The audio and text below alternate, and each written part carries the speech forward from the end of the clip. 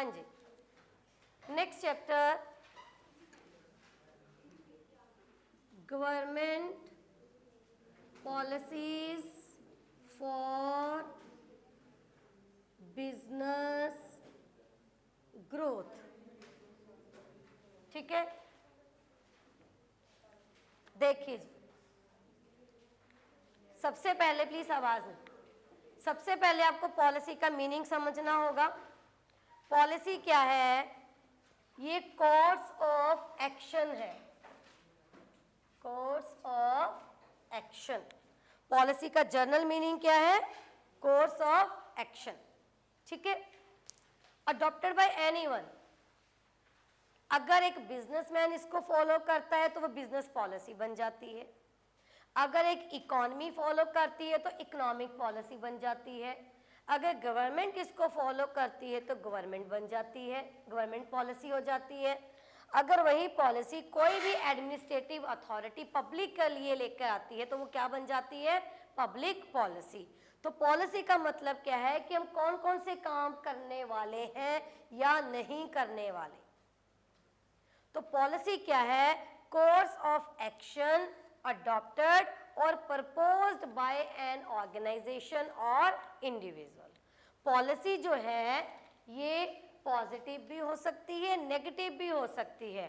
Positive policy का मतलब हम क्या क्या काम करेंगे, नेगेटिव पॉलिसी का मतलब इन चीज़ों में हम क्या क्या नहीं करेंगे। क्लियर है? तो पॉलिसी मीन्स आप क्या करोगे क्या नहीं करोगे, सिंपल। तो आगे क्या दे रखा है? पब्लिक पॉलिसी और गवर्नमेंट पॉलिसी के दो हेडिंग बना रखे हैं। सिर्फ आपको इसमें पॉलिसी का मीनिंग समझना है और थोड़ा सा डिफरेंस आपको समझना है। पॉलिसी का मीनिंग आपको समझ में आ गया। अगर ये पॉलिसी, ये कोर्स ऑफ एक्शन सिर्फ और सिर्फ गवर्नमेंट अडॉप्ट करती है तो वो गवर्नमेंट पॉलिसी बन जाती है। अगर कोई भी एडमिनिस्ट्रेटिव अथॉरिटी इंक्लूडिंग गवर्नमेंट इसमें आता है तो वो क्या बन जाती है? Public policy. अल्टीमेटली चाहे गवर्नमेंट पॉलिसी हो चाहे पब्लिक पॉलिसी हो, these policies are meant for public welfare. Clear है? उसके बाद पब्लिक पॉलिसी का सेकंड बुलेट देखो, policies are well thought of government decisions as well as a result of various social and economic activities which the government undertaken in pursuance of clearly defined goals and objectives। तो इसको करने से पहले, ये आगे करने से पहले थोड़ा सा और आगे बढ़ते हैं। जो आपके नोट्स में लिखा हुआ है relationship between policy, decision and goal, क्योंकि ये पॉइंट उसी से रिलेटेड है, सेकंड वाला। देखिए सरकार पहले अपना एक गोल फिक्स करती है, या पहले डिसीजन आएगा? एक मिनट।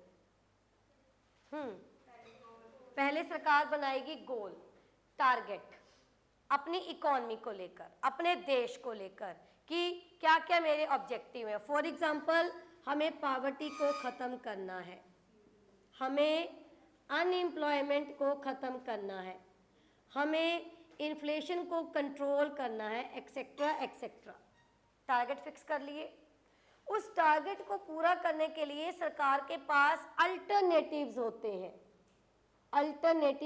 अल्टरनेटिव वेज होते हैं, तरीके होते हैं अलग अलग। उनमें से एक बेस्ट अल्टरनेटिव जब सरकार चूज करती है उसको क्या बोलते हैं? डिसीजन।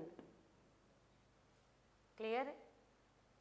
सरकार टारगेट फिक्स करेगी, आपका गोल क्या है? सक्सेसफुल पर्सन बनना। फिर उसको बनने के लिए, सक्सेसफुल पर्सन बनने के लिए आपके पास अल्टरनेटिव्स हैं, आप कुछ भी बन सकते हो। जब आप उन अल्टरनेटिव में से एक बेस्ट अल्टरनेटिव चूज करते हो, हाँ मैंने डिसाइड कर लिया मुझे ये करना है, तो वो आपका क्या हो गया? डिसीजन। अब जो आपने डिसीजन लिया है कि आपको क्या बनना है, उस डिसीजन को पूरा करने के लिए, उस पर खरा उतरने के लिए आप अपने आप को लेकर कुछ पॉलिसीज बनाओगे कि मुझे इस दौरान जब तक मैं कुछ नहीं बन जाता, जब तक मैं ये नहीं बन जाता, मुझे क्या क्या करना है और क्या क्या नहीं करना है ना। यही है, इन 3-4 सालों में मुझे बहुत मेहनत करनी है, मुझे कहीं जाना नहीं है, फालतू का घूमना नहीं है, जो भी आपकी पॉलिसी है। तो क्या करना है क्या नहीं करना, दोनों ही आ जाते हैं। तो क्या है, पॉलिसी कहाँ से निकलती है? डिसीजन। डिसीजन कहाँ से निकलता है? गोल से। तो यही सेकंड पॉइंट में लिखा हुआ है कि सरकार के अपने कुछ डिफाइंड गोल्स और ऑब्जेक्टिव्स होते हैं, उसको पूरा करने के लिए सरकार जो भी एक्शन अडॉप्ट करती है उसको क्या बोलते हैं? पॉलिसी। थर्ड बुलेट में क्या लिखा हुआ है? Every nation defines it's mode of governance through a number of policies. Mode of governance mean सरकार कैसे काम करेगी, गवर्नेंस मतलब सरकार को चलाने वाली, ठीक है। तो सरकार कैसे काम करेगी, इसके ये कहाँ से पता चलता है? पॉलिसी से। एग्जिम पॉलिसी क्या है, फॉरेन ट्रेड पॉलिसी क्या है, फॉरेन इन्वेस्टमेंट पॉलिसी क्या है, ये सारी तो वही तो चीज़ें हैं। हैंस मल्टीनेशनल मतलब transnational companies have to align their operations according to the public policies of those nations where from they operate। ये लाइंस में क्यों करवा रही हूँ? क्योंकि यहाँ से एक एक करके क्वेश्चन बनता है। तो इस लाइन से क्या क्वेश्चन बनता है कि आप जिस भी कंट्री में रहकर काम करते हो, आपका जो भी बिजनेस है किसी भी कंट्री में, आपको वहीं की पॉलिसीज फॉलो करनी पड़ती हैं, आपको वहीं के लॉज फॉलो करने पड़ते हैं। पॉलिसीज मॉनेटरी एस्पेक्ट पर हो सकती है, मॉनेटरी पॉलिसी होगी, इकोनॉमी पर हो सकती है, इकोनॉमिक पॉलिसीज होगी, market policies, taxation policies etcetera, ठीक है। पॉलिसी तो किसी भी फील्ड को लेकर हो सकती है। नेक्स्ट गवर्नमेंट में भी यही है, जब सिर्फ सरकार पॉलिसीज बनाती है जिसको हम फिस्कल पॉलिसी बोलते हैं, वो गवर्नमेंट पॉलिसी है। उसके बाद पॉलिसी डिसीजन और गोल के बारे में मैंने आपको बता दिया, ठीक है। नेक्स्ट आता है features of public policy. Features क्या है? देखिए, public policy is whatever government chooses to do और नॉट टू डू। ये मैंने आपको पहले ही बता दिया, पॉजिटिव भी हो सकता है और नेगेटिव। रिचर्ड क्या कहते हैं? Public policy is not a decision. ये पॉलिसी कोई डिसीजन नहीं होता, ये कोर्स और पैटर्न ऑफ एक्टिविटी की क्या क्या काम करेंगे। देखो, डिसीजन से निकलती है पॉलिसी, तो पॉलिसी डिसीजन कैसे हो सकता है? पॉलिसी तो ये है कि आप क्या क्या पैटर्न, आपके एक्शन के पैटर्न क्या रहेंगे, आप क्या काम करोगे। क्लियर है? नेक्स्ट, इसमें कुछ भी नहीं करना, आगे फीचर्स करते हैं। फीचर्स बड़े इंपॉर्टेंट है। तो जो पब्लिक पॉलिसी है, इसका जो फीचर है वो क्या है? ये गोल ओरिएंटेड है। देखिए, गोल से आप क्या करते हो? डिसीजन। डिसीजन से क्या बनाते हो? पॉलिसी। मींस अल्टीमेटली जो आपकी पॉलिसी है वो किससे रिलेटेड होनी चाहिए? गोल से रिलेटेड। आपका गोल कुछ और है, पॉलिसी आप कुछ और बना रहे हो अपनी लाइफ में, पॉलिसीज कुछ और अडॉप्ट करके बैठे, तो अपना टारगेट कैसे पूरा करोगे आप? तो आपका टारगेट जो है वो गोल, और सॉरी, आपका जो पॉलिसी है वो क्या होना चाहिए? Goal oriented. सिंपल। जैसे एग्जांपल क्या दे रखी है? Opening of rural branches by banks seeks to achieve financial inclusion objective. अब सरकार का एक गोल था फाइनेंशियल इंक्लूजन, मतलब जो जो एरियाज फाइनेंस से वंचित हैं, मतलब जिन जिन एरियाज में बैंक्स नहीं है, वहां पर हम बैंकिंग फैसिलिटी को लेकर आए। तो ये सरकार का गोल है। तो उसके लिए सरकार ने क्या किया? रूरल एरिया में बैंक ब्रांचेस को खोला। तो ये सरकार की पॉलिसी हो गई। किससे रिलेटेड होगी? फाइनेंशियल इंक्लूजन ऑब्जेक्टिव से रिलेटेड हो गई। क्लियर है? नेक्स्ट क्या है? ये जो पॉलिसी सरकार बनाती है ये कलेक्टिव एक्शन है, मतलब अकेले सरकार कुछ भी नहीं करती। जब भी इस पॉलिसी कोई आती है, पॉलिसी के साथ लॉ भी आएगा। अगर सरकार कोई पॉलिसी बनाएगी और आप उसके अगेंस्ट अगर चलोगे, मीन्स आप इलीगल काम कर रहे हो। समझ में आई बात? फिर उसमें कई बार कुछ गलत हो जाता है, तो ये जो केसेस है ये कोर्ट में जाते हैं, कोर्ट भी उसका फैसला करती है। तो कोई भी ज्यूरी है, कोई भी एडवोकेट्स है, कोई भी आपका पार्लियामेंट है या सरकार है, तो ये सारा रिजल्ट ऑफ कलेक्टिव एक्शन है। अकेले सरकार पॉलिसी नहीं बना सकती। पॉलिसीज को इम्प्लीमेंट करने के लिए बहुत सारी चीज जो है डिपार्टमेंट्स की जरूरत पड़ती है, इसलिए यहाँ पर लिखा हुआ है रिजल्ट ऑफ कलेक्टिव एक्शन। ठीक है जी। आगे इसमें क्या दे रखा है? Multiple factors. अब सरकार जो पॉलिसी बनाएगी बहुत सारी चीज़ों को ध्यान में रख के बनाएगी। एक तो सोसाइटी क्या एक्सपेक्ट करती है, इकोनॉमी के लिए क्या अच्छा है, हमारा लीगल सिस्टम क्या हमसे एक्सपेक्ट करता है, मतलब जितना भी एनवायरनमेंट है ना, चाहे सोशल कल्चर एनवायरनमेंट है, चाहे लीगल एनवायरनमेंट है, चाहे पॉलिटिकल एनवायरनमेंट है, चाहे इकोनॉमिक एनवायरनमेंट है, इन सभी चीज़ों को ध्यान में रख के पॉलिसीज़ बनती हैं, इसलिए इसको बोलते हैं मल्टीपल फैक्टर्स। नेक्स्ट इसमें क्या दे रखा है? गवर्नमेंट ड्राइवन पॉलिसीज का मतलब क्या है? गवर्नमेंट को डायरेक्शन देना कि सरकार क्या करेगी। Government driven. इसमें देखो क्या लिखा हुआ है, public policy is what the government actually decides और chooses to do. It is the relationship of the government units to the specific field of political environment in a given administrative system. Simple कुछ नहीं है, क्या कह रहे हैं कि government का रिलेशनशिप है पूरे एडमिनिस्ट्रेटिव सिस्टम के साथ, कि सरकार जो है कैसे काम करेगी according to law, according to administration, और वो सिस्टम क्या चाहता है, पब्लिक वेलफेयर। ठीक है, तो सरकार क्या क्या काम करेगी लोगों के वेलफेयर के लिए, तो ये है गवर्नमेंट ड्राइवन। तो सरकार ने क्या लेके आई, all citizens are provided with a biometric Aadhaar card. तो ये पब्लिक वेलफेयर के लिए है कि सभी को जो भी काम आप करोगे आपके आधार कार्ड से लिंक होंगे और आपको आधार कार्ड प्रोवाइड किया जाएगा जिसमें आपकी सारी आइडेंटिटी होगी, आपकी इंफॉर्मेशन होगी। ठीक है जी। नेक्स्ट इसमें क्या दे रखा है, नंबर 5 क्या है, मल्टीपल फॉर्म्स। अब ये जो पॉलिसी है ना, नाम पॉलिसी है लेकिन अलग अलग तरीके से हम इसको इम्प्लीमेंट कर सकते हैं। पॉलिसीज को आप like law, like ordinance, like court decision, executive orders, decisions, instructions, circulars, किसी भी चीज़ का नाम दे सकते हो। ठीक है, आप कहते हैं कि ऊपर से इंस्ट्रक्शन आई है, इंस्ट्रक्शन मतलब काम कैसे करोगे, तो पॉलिसी क्या है, सरकार काम कैसे करेगी। आप कहते हैं सर्कुलर आया है, सर्कुलर भी यही है कि आपका बिहेवियर कैसा होना चाहिए, आप काम कैसे करोगे। तो पॉलिसीज को आप किसी भी नाम से जान सकते हो। ये अलग अलग नाम कहाँ पर पड़ते हैं, जब अलग अलग डिपार्टमेंट में यूज़ किए जाते हैं। कोर्ट अगर इसको फॉलो करती है तो वो लॉ बन जाता है, कोई कानून पास करते हैं तो ऑर्डिनेंस बन जाता है। ठीक है, कोर्ट कोई डिसीजन देती है तो कोर्ट डिसीजन भी बन जाता है। तो ऐसे अलग अलग तरीके से आप इसको बोल सकते हो। नेक्स्ट क्या है, जो पब्लिक पॉलिसीज हैं ये रिटन फॉर्म में होती हैं। अगर रिटन फॉर्म में होंगी तभी आप फॉलो करोगे। ठीक है, कई बार क्या होता है ऑरली आपको कोई इंस्ट्रक्शन दे दी जाती हैं, ऑरली आप बोलोगे ऑरली बोला था, ऐसे ही बोला था, इसका कोई मतलब तो है नहीं। लेकिन जब वही इंस्ट्रक्शन आपके पास लिख के आती है फिर आप उस चीज़ को डिनाई नहीं कर सकते।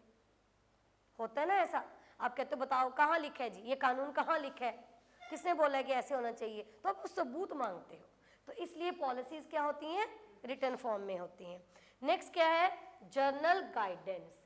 ये जो पॉलिसीज है ये एक जर्नल गाइडेंस है, मतलब सभी के लिए है, कोई स्पेसिफिक डिपार्टमेंट के लिए नहीं होती। कोई पॉलिसी अगर सरकार लेके आती है तो वो सिर्फ आपके लिए नहीं है। अगर उससे आप ज़्यादा इफेक्ट हो रहे हो, इट डजेंट मीन कि वो आपको हर्ट करने के लिए बनाई गई है, या अगर आपका अकेले का उसमें ज़्यादा फायदा होता है, डजेंट मीन कि सिर्फ आपके फायदे के लिए वो बनाई गई है। वो क्या होती है, जर्नल गाइडेंस होती है। क्लियर है। अब घर पे कोई फैमिली मेंबर डिसीजन लेता है, बड़ा कोई मेंबर डिसीजन लेता है, तो उसमें किसी का तो फायदा हो जाता है, किसी का नुकसान हो जाता है। तो एक आधा ऐसा होता है वो तो जानबूझ के इसने ऐसा किया है मुझे हर्ट करने के लिए, है ना। किसी का फायदा हो जाता है, आप क्या कहते हैं इसके फायदे के लिए ये काम किया गया, तो ये नहीं होता, वो जनरल वेलफेयर के लिए होता है। अब इसमें किसी का फायदा होगा, किसी का नुकसान होगा। आप कहते हैं भगवान मेरी सुनता नहीं है, भगवान को सुननी चाहिए। अब भगवान अगर हर एक की सुनने लग जाएगा तो यहाँ पर ना तबाही आ जाएगी, क्योंकि आपका अगर सरकार एक बंदे की भगवान अगर एक बंदे की सुनेगा, मान लो कि ऐसी इच्छा है, उससे 10 लोग इफेक्ट हो रहे हो, तो वो 10 लोगों के साथ बुरा हो जाएगा, फिर वो आपके अगेंस्ट कोई विश मानेगा, फिर आपका बुरा हो जाएगा। तो ऐसे दुनिया में कितने क्लैशेस हो जाएंगे। तो भगवान वही करता है जो हमारे फायदे के लिए होता है, वो हमें फिलहाल समझ में नहीं आता। कई बार हमें लगता है यार इसमें तो हमारा नुकसान हो गया, हमें लगता है हाँ यार लड़की क्यों होगी, लड़का होना चाहिए था, है ना, होता है ना। भगवान को कोसते हैं, फिर इसमें क्या होता है वो हमारे फायदे के लिए जो उनको चीज़ अच्छी लगती है वो हमें वही देते हैं। तो ऐसे ही सरकार का है, सरकार पब्लिक वेलफेयर के लिए काम करती है। तो पब्लिक में आप सारे आते हो, टीचर ने बोला कि क्लास में टेस्ट है, वो पूरी क्लास के वेलफेयर के लिए है। एक दो लोग अगर बोले कि यार टेस्ट क्यों ले लिया, टेस्ट नहीं होना चाहिए था, है ना, इसमें तो मेरा नुकसान है, तो वो ये नहीं है कि वो आपके लिए है, पूरा वेलफेयर देखा जाना है उसमें। अगर ज़्यादातर मेजॉरिटी ऑफ पीपल का वेलफेयर हो रहा है तो ठीक है, अगर एक आधे का नहीं हो रहा तो हम इग्नोर कर देते हैं कि कोई बात नहीं। समझ में आ रही है बात। चलिए आगे क्या है, पॉजिटिव और नेगेटिव वो हो गया। देन क्या है, कॉन्टिन्यूस। कॉन्टिन्यूस का मतलब क्या है कि ये पॉलिसीज बनती रहती हैं, ये नहीं कि एक बार पॉलिसी बन गई बस ठीक है। Policies time to time amend भी होती रहती हैं अकॉर्डिंग टू रिक्वायरमेंट। फिर सरकार का एक टारगेट पूरा हो गया, एक नया टारगेट आ जाता है, फिर उसको लेके पॉलिसीज आ जाती हैं और टारगेट कभी खत्म होते ही नहीं है। क्लियर है? इसलिए पब्लिक पॉलिसी क्या है? कॉन्टिन्यूस है। उसके बाद क्या दे रखा है? टाइप्स ऑफ पब्लिक पॉलिसी दे रखा है। टाइप्स ऑफ पब्लिक पॉलिसी, जो पब्लिक पॉलिसी हैं ये रेगुलेटरी भी हो सकती हैं, रिस्ट्रिक्टिव भी हो सकती हैं, डिस्ट्रीब्यूटिव भी हैं और फैसिलिटेटिव भी हैं। ठीक है, तो फर्स्ट जो टाइप है वो क्या है? रेगुलेटरी। रेगुलेटरी मतलब रूल्स एंड रेगुलेशंस बनाना। अब सरकार हर जगह पर खुद तो आ नहीं सकती रूल्स एंड रेगुलेशंस बनाने के लिए, तो सरकार कुछ ऑर्गेनाइजेशंस को पावर दे देती है ये पॉलिसीज फ्रेम करने के लिए। सरकार कह देती है कि हम आपको पावर दे रहे हैं, आप अपने अपने डिपार्टमेंट के लिए ना पॉलिसीज बनाओ। तो जैसे आरबीआई है, इसको सरकार ने पावर दे दी, किसका? सारा बैंकिंग सिस्टम पकड़ा दिया। सेबी, इसको पावर दे दी स्टॉक एक्सचेंज की। क्लियर है? ऐसे करके। उसके बाद फैसिलिटेटिव पॉलिसी, तो ये ना जो एग्जांपल लिखी हुई है इसमें वो आ जाती है पेपर में। ठीक है, कि अगर सरकार ने ये किया तो कौन सी पॉलिसी है। अब जैसे आप एग्जांपल्स दे रखी हैं, some examples of regulators are Reserve Bank of India, फिर securities and exchange board of India SEBI, फिर आगे दे रखे insurance regulatory development authority IRDA to regulate the insurance industry. आगे दे रखे फैसिलिटेटिव। फैसिलिटेटिव का मतलब ही फैसिलिटी, किसी काम को इजी करने के लिए जब सरकार कोई पॉलिसी बनाती है। किसानों के लिए सरकार फैसिलिटी लेकर आ रही है, नाबार्ड लेकर आ रही है किसानों के लिए, उनको फैसिलिटी देने के लिए। ठीक है, किसान क्रेडिट कार्ड लेकर आ रही है। अगर similarly micro small medium enterprises के लिए सरकार उनको डेवलप करने के लिए अलग से पॉलिसीज लेकर आ रही है, या नेशनल स्किल को डेवलप करने के लिए सरकार अगर कोई पॉलिसीज अडॉप्ट कर रही है, मतलब आपको फैसिलिटी देना ताकि इसमें आपका काम इजी हो जाए, वो क्या है? हमारी फैसिलिटेटिव पॉलिसी। नेक्स्ट क्या है? रिस्ट्रिक्टिव। सरकार कुछ कामों पर जब रोक लगा देती है कि ऐसा होना ही नहीं चाहिए, रिस्ट्रिक्टिव। हाँ, कुछ एक्टिविटीज के ऊपर बैन लगा देना, ये भी सरकार की पॉलिसी है कि शहर के 25 किलोमीटर के दायरे में आप कोई भी प्लूटिंग इंडस्ट्री सेटअप नहीं करोगे, तो ये रिस्ट्रिक्टिव पॉलिसी होगी सरकार की। ये क्यों किया? सरकार ने आपके वेलफेयर के लिए किया। ठीक है, एग्जांपल क्या दे रखा है? Protective custom duties are impose to protect Indian product. अब सरकार ने इंपोर्ट ड्यूटी ज़्यादा लगा दी। क्यों लगा दी? कि बाहर से चीज़ें जब इंडिया में आएंगी तो वो महंगी हो जाएंगी, तो ऑटोमेटिकली आपको डोमेस्टिक प्रोडक्ट परचेज करना पड़ेगा। क्यों? क्योंकि जो हमारी इंडस्ट्री है वो इन्फेंट इंडस्ट्री है, इंडियन इंडस्ट्री। हम लोग ज़्यादा इंपोर्टेड प्रोडक्ट के पीछे भागते हैं क्योंकि उनकी कॉस्ट कम होती है, जिस वजह से वो चीज़ें सस्ती होती हैं। इंडियन प्रोडक्ट की कॉस्ट ज़्यादा होती है क्योंकि हमारी लेबर महंगी है, हमारी टेक्नोलॉजी महंगी है, तो हमें वो प्रोडक्ट महंगे मिलते हैं। तो इंडियन प्रोडक्ट को खरीदा जाए, इसलिए सरकार ने क्या कर दिया? इंपोर्टेड प्रोडक्ट्स के ऊपर ड्यूटी ज़्यादा लगा दी। तो ये क्या होगी? Restrictive policy. देन क्या है? डिस्ट्रीब्यूटिव। अब डिस्ट्रीब्यूटिव में आ गया कि सरकार के जितने भी रिसोर्सेज हैं वो आपकी भलाई के लिए सरकार खर्च कर रही है, इसमें सरकार का खर्च हो रहा है। अगर सरकार किसानों का लोन माफ़ कर देती है, अगर सरकार पुअर स्टूडेंट्स को स्कॉलरशिप प्रोवाइड करती है, अगर सरकार आपको सब्सिडी दे रही है, कोई पॉलिसी लेकर आ रही है, कितनी हम सब्सिडी देंगे सिलेंडर के ऊपर या किसी भी चीज़ के ऊपर, तो वो सरकार की क्या है? Distributive policy. क्लियर हो गया जी? ये डिस्ट्रीब्यूटिव पॉलिसी यहाँ पर लिखा हुआ है specific segments of the society. अब ये जो LPG के ऊपर अगर सब्सिडी आ रही है ना, वो महिलाओं के लिए, लेडीज़ के लिए है, स्पेसिफिक सेगमेंट हो गया ना। अगर स्कॉलरशिप आ रहा है तो वो बच्चों के लिए है। ठीक है, जैसे यहाँ पर दे रखा है अडल्ट एजुकेशन प्रोग्राम, वो अडल्ट्स के लिए है। फूड रिलीफ, ये उनके लिए है जो जिन पे कोई नेचुरल क्लाइमिटीज़ आ गई हैं। सोशल इंश्योरेंस हो गया, इम्यूनाइजेशन कैंप हो गए, ये सरकार अपने लेवल पर खर्चा कर रही है, आपको ये सर्विसेज सरकार फ्री में दे रही है। ठीक है, मतलब जिसमें ट्रांसफ़र पेमेंट हो, ये कह सकते हो, जिसमें ट्रांसफ़र पेमेंट हो या जिसमें आपका फ़ायदा हो रहा है लेकिन बिना कॉस्ट के, वो क्या है? सरकार का खर्चा किसमें? डिस्ट्रीब्यूशन पॉलिसी में। उसके आगे देखिए जी क्या है, उसके अगला पॉइंट बताना मुझे क्या है नोट्स में। पॉलिसी, उसमें क्या है? एक मिनट देना, अपने नोट्स देना, एक मिनट प्लीज़। हाँ जी, नेक्स्ट है पॉलिसी फॉर्मुलेशन। अब पॉलिसी बनती कैसे है, कहते the ultimate responsibility for policy formulation lies with the concerned ministry.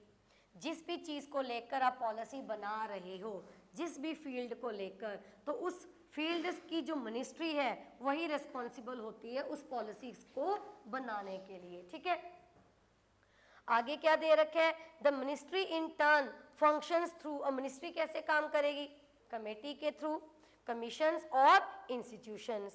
At the ground level, the resources taken to the wider consultative and participative process of engagement with the stakeholder.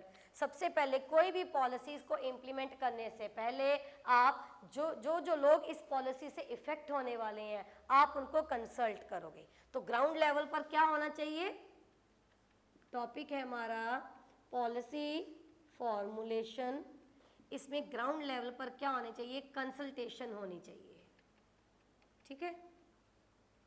आप लोगों को consult करोगे, लोगों के पास जाओगे, बताओगे कि हम ये चेंजेस लेके आने वाले हैं, ये करने वाले हैं। फिर उसके बाद क्या होगा, the draft policies are put in the public domain for comments, critic and suggestions. फिर जो लोग उससे इफेक्ट होने वाले अपने अलग अलग डिपार्टमेंट को कंसल्ट कर लिया, फिर पब्लिक के ऊपर छोड़ दो कि आप हमें सजेशन दो जी। आप इसके ऊपर जो है पब्लिक व्यूज बोल सकते हो आप इसको, ठीक है, सजेशंस दो। अगर आप इसको गलत कह रहे हो तो क्रिटिसाइज कर रहे हो, क्यों कर रहे हो, आप अपने कमेंट्स दो, बताओ हमें क्या एक्सपेक्ट करते हो आप हमसे। फिर ये हो गया। उसके बाद क्या करते हैं, द पॉलिसीज दस framed are then implemented and their impact is felt। फिर उस पॉलिसीज को पास कर दिया जाता है, उसको अप्लाई कर दिया जाता है। इम्प्लीमेंटेशन बहुत ज़रूरी है। पॉलिसी पास हो गई लेकिन अप्लाई नहीं करा तो उसका भी कोई फ़ायदा नहीं है। कई बार क्या होता है कि सब कुछ करने के बाद भी, इम्प्लीमेंटेशन होने के बाद भी आपको उसका जो इफ़ेक्ट है ना वो सही नहीं लगता, फिर आप उसमें क्या करते हो, अमेंडमेंट करते हो। क्लियर है जी, समझ में आई बात। अमेंडमेंट करोगे, अमेंडमेंट करने से पहले फिर आप लोगों को कंसल्ट करोगे, फिर आप उनके व्यूज लोगे, फिर इम्प्लीमेंटेशन। इसलिए ये जो प्रोसेस है ये कॉन्टिन्यूस है, ये चलती रहती है। Next, economic reforms. अब वही बात आ गई, पॉलिसीज आ जाती हैं, फिर हमें लगता है कि इसमें सुधार की ज़रूरत है। अब कुछ पॉलिसीज ऐसी हैं जो कुछ सालों तक बदली ही नहीं थी, फिर उनको बदलना बहुत ज़रूरी हो गया था। आर्थिक सुधार लाना बहुत ज़रूरी हो गया था, उसको बोलते हैं रिफॉर्म्स। और ये जो रिफॉर्म्स आए थे ये 1990s में आए थे। क्यों आए थे, ये रीजंस आपकी नोट बुक में नहीं है ICI में, ये मैंने अपनी तरफ से डालने हैं कि आपको पता होना चाहिए। क्यों आए थे इकोनॉमिक रिफॉर्म्स, क्योंकि टैक्सेशन रेट बहुत ज़्यादा था, डायरेक्ट और इनडायरेक्ट, तो टैक्सेशन के फील्ड में रिफॉर्म्स करने बहुत ज़रूरी थे।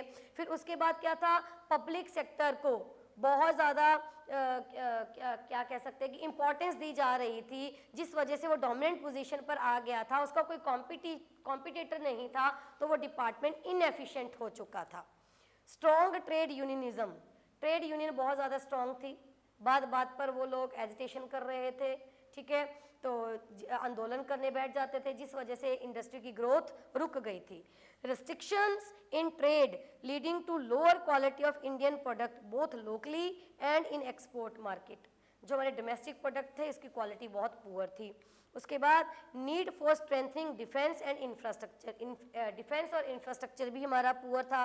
फिस्कल डेफिसिट बहुत ज़्यादा था, इन्फ्लेशन बहुत ज़्यादा था, फॉरेन एक्सचेंज रिजर्व बहुत कम था, BOP बैलेंस ऑफ पेमेंट, मतलब एक्सपोर्ट और इंपोर्ट का जो बैलेंस होता है वो क्या था, नेगेटिव में था। तो इन चीज़ों को सुधारने के लिए क्या आए, कुछ इकोनॉमिक रिफॉर्म्स आए। इकोनॉमिक रिफॉर्म्स आए एक रूट के थ्रू, उस रूट को बोलते हैं LPG रूट। LPG, L मतलब लिबराइजेशन, P मतलब प्राइवेटाइजेशन, G मतलब ग्लोबलाइजेशन, ठीक है। अब इसके सिर्फ आपको मीनिंग करने हैं और इसमें पेपर में एग्जाम्पल आ जाती हैं। लिबराइजेशन का मतलब है relaxation of previous government restrictions. सरकार ने जो पहले रेस्ट्रिक्शन लगा रखी हैं उन रेस्ट्रिक्शंस को ख़त्म कर देना, ट्रेड में कोई रिस्ट्रिक्शन है तो वो खत्म कर देना, फॉरेन ट्रेड में, ठीक है, उसमें कोई रिस्ट्रिक्शन है तो it become easier for Indian corporate houses to do business abroad and vice versa. हमें बाहर बिजनेस करने में आसानी होगी, बाहर के लोगों को इंडिया में बिजनेस करने में आसानी होगी। सरकार ने जो फॉरेन इन्वेस्टमेंट को लेकर रूल्स बना रखे थे, रिस्ट्रिक्शंस लगा रखी थी, वो खत्म कर दी। देखिए लिबराइजेशन के बिना प्राइवेटाइजेशन और ग्लोबलाइजेशन पॉसिबल नहीं है। प्राइवेटाइजेशन का मतलब प्राइवेट सेक्टर के लिए दरवाजे खोल देना, ग्लोबलाइजेशन मतलब पूरी दुनिया में जाके ट्रेड करना, free flow of people, free flow of services, free flow of goods, free flow of capital and technology. तो फ्री का मतलब ही क्या है, लिबराइजेशन। तो लिबराइजेशन के बिना ये दोनों रिफॉर्म्स पॉसिबल नहीं थे, तो सबसे पहले फिर क्या आई, लिबराइजेशन आई, ठीक है। उसमें देखिए क्या दे रखा है आगे, ट्रेड में लिबराइजेशन कर दी, फॉरेन एक्सचेंज में लिबराइजेशन कर दी।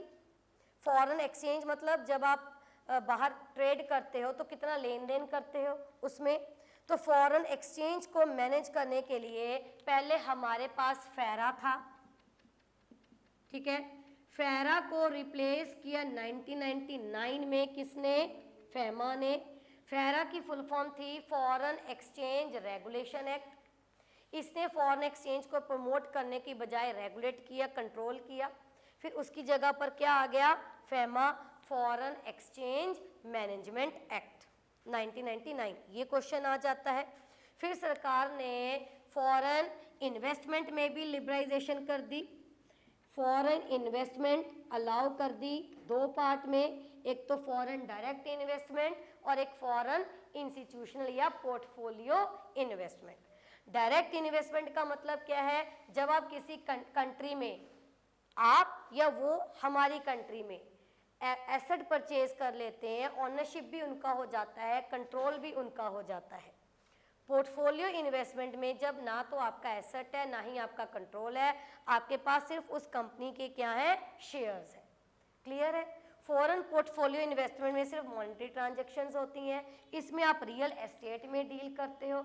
तो सरकार ने इसमें लिमिट कर दी, कहाँ से, 26% से लेके 100% तक, कि किस किस एरिया में 26% फॉरेन डायरेक्ट इन्वेस्टमेंट अलाउड है और किस एरिया में 100% तक की भी इन्वेस्टमेंट अलाउड है। अगर आप इन परसेंटेज के अकॉर्डिंग इन्वेस्टमेंट करते हो तो सरकार की परमिशन लेने की जरूरत नहीं है, उसको हम क्या बोलते हैं, ऑटोमेटिक रूट।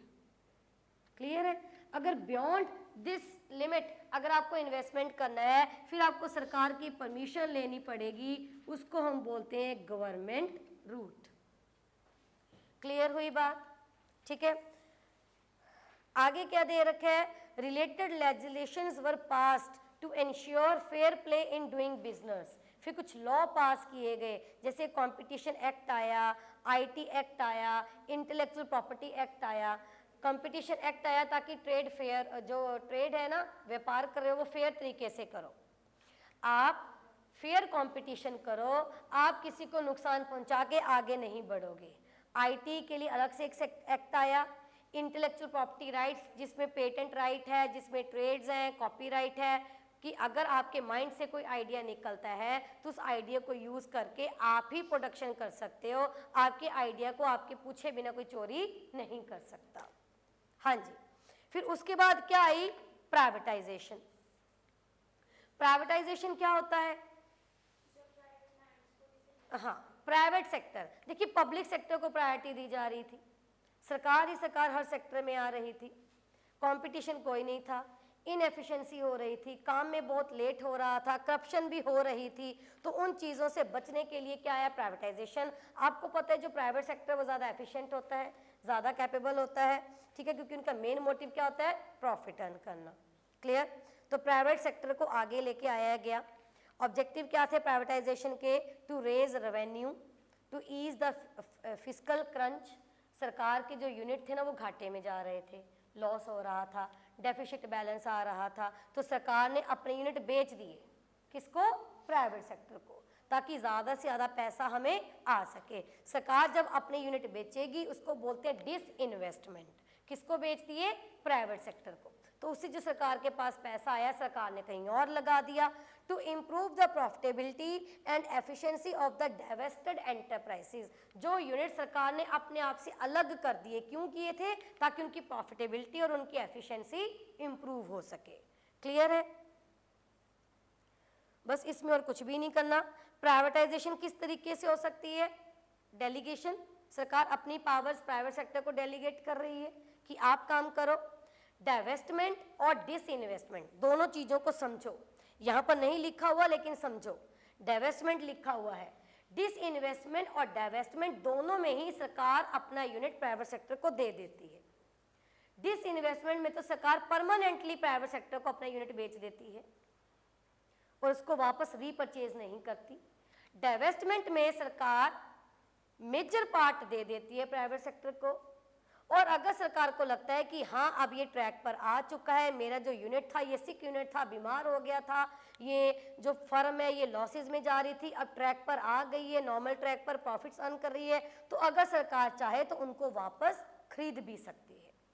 डाइवेस्टमेंट में रीपरचेजेस के चांसेस होते हैं, डिसइन्वेस्टमेंट में नहीं होते। एक होता है डिसप्लेसमेंट। अब डाइवेस्टमेंट हो या डिसइन्वेस्टमेंट हो या डेलीगेशन हो, ये सरकार जानबूझ के करती है। डिसप्लेसमेंट में सरकार की कोई मर्जी नहीं होती, सरकार को पता भी नहीं चलता कि कब उसकी जगह पर प्राइवेट सेक्टर धीरे धीरे आ रहा है, धीरे धीरे उसका ट्रेंड खत्म हो रहा है और प्राइवेट सेक्टर आई जा रहा है, उसको बोलते हैं डिसप्लेसमेंट। क्लियर हुई? आगे जो है ना फॉरेन डायरेक्ट इन्वेस्टमेंट, ये मैंने आपको सारा बता दिया। इसमें वही 26%, 49%, 51% का दे रखा है। गवर्नमेंट रूट और ऑटोमेटिक रूट के बारे में भी बता रखा है, ये मैंने आपको बता दिया। लास्ट पेज पर दे रखा है who can be foreign direct investors, कौन कौन हो सकते हैं, ये आपको करना है। पेपर में क्वेश्चन आते हैं हु कैन बी और हु कांट बी, कर लोगे। इंडिविजुअल्स हैं, प्राइवेट एंड पब्लिक एंटरप्राइजेज हैं, ग्रुप्स हैं, गवर्नमेंट एजेंसीज हैं, ट्रस्टीज हैं, ट्रस्ट है और any combinations of above mentioned entities. Foreign direct investment कुछ सेक्टर्स में प्रोहिबिटेड है, ये सारा 1 to लेके 9 पॉइंट में लिखा हुआ है। जो पॉइंट नंबर 6 है मैं उसको एक्सप्लेन करती हूँ। एग्रीकल्चर में प्रोहिबिटेड है, लेकिन horticulture, development of seeds, animal husbandry, जो ब्रैकेट में लिखा हुआ है ना उसमें अलाउड है। ठीक है, फिर उसके बाद ब्रैकेट के बाद रखा है एंड प्लांटेशन एक्टिविटीज, इसमें भी प्रोहिबिटेड है। लेकिन जो प्लांटेशन एक्टिविटीज के बाद की ब्रैकेट दे रखी है टी प्लांटेशन, उसमें अलाउड है। ठीक है, जो ब्रैकेट वाले हैं उसमें अलाउड है, जो ब्रैकेट के बाहर है उसमें प्रोहिबिटेड है। क्लियर हो गया? 7, 8, 9 आपका हो जाएगा। मैंने आपको फॉरेन पोर्टफोलियो इन्वेस्टमेंट के बारे में बता दिया, इसमें आपको और कुछ भी नहीं करना, सिर्फ ये दे रखे कि अगर आपका शेयर 10% से कम है तो आप फॉरेन पोर्टफोलियो इन्वेस्टर हो, अगर आपका शेयर 10% से ज़्यादा है तो आप फॉरेन डायरेक्ट इन्वेस्टर हो। अब लास्ट बच गया टाइप्स ऑफ एफडीआई, वो मैं जल्दी से बता देती हूँ ताकि हमारा ये चैप्टर कंप्लीट हो जाए। एफडीआई फॉरेन डायरेक्ट इन्वेस्टमेंट की टाइप्स देखो क्या है। पहली टाइप है हॉरिजॉन्टल। देखिए हॉरिजॉन्टल एफडीआई का मतलब आपका जो बिजनेस इंडिया में है, ठीक है, वही बिजनेस आप, वही ब्रांच आप कहाँ पर खोल रहे हो? अब्रॉड में। सेम इन्वेस्टमेंट आप कर रहे हो फॉरेन में, foreign direct investment, horizontal. Second इसमें क्या आ रहा है? वर्टिकल। वर्टिकल एफडीआई मतलब इस तरीके से, इंडिया में मान लीजिए आपका बिजनेस कार के स्पेयर पार्ट्स का है, ठीक है, फॉरेन में आप अब्रॉड में इन्वेस्टमेंट कर रहे हो एक ऐसी कंपनी में, ऐसी कंपनी को परचेज कर रहे हो जो इन्वेस्टमेंट कार को मैन्युफैक्चर कर रही है, मतलब फाइनल गुड्स मैन्युफैक्चर कर रही है। ठीक है जी, सेम हो गया बिजनेस, एक कदम आगे हो गया। यहाँ पर स्पेयर पार्ट्स का बिजनेस था कार के, यहाँ पर आप कार ही मैन्युफैक्चर कर रहे हो फॉरेन में। एक तीसरा इसमें दे रखा है कॉन्ग्लोमेरेट एफडीआई। कॉन्ग्लोमेरेट एफडीआई होता है डिफरेंट। इंडिया में आपका बिजनेस था टेक्सटाइल का, फॉरेन में आप ऑटोमोबाइल का बिजनेस कर रहे हो, simple, different, totally different field. Clear हो गया? ठीक है जी, तो ये चैप्टर भी आपका पूरा हो गया। इसमें ना रूट्स दे रखे हैं, करने कर लो, अदरवाइज आप छोड़ भी सकते हो। ठीक है, चलिए जी, थैंक यू।